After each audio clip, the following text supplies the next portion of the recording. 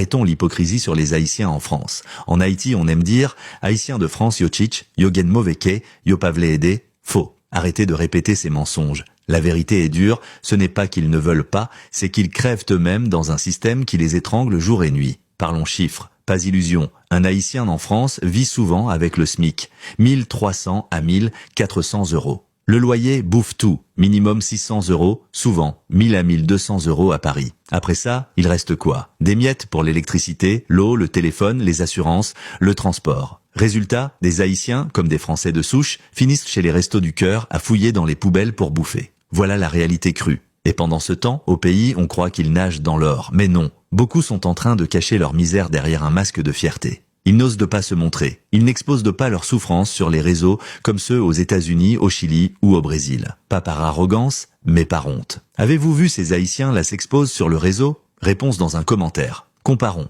Un Haïtien au Chili ou au Brésil peut épargner plus et réaliser plus de choses qu'un Haïtien en France. Pourquoi? Parce que là-bas, le coût de la vie est plus bas. Et l'État ne te prend pas ta peau pour chaque centime que tu gagnes. Alors ouvrez les yeux.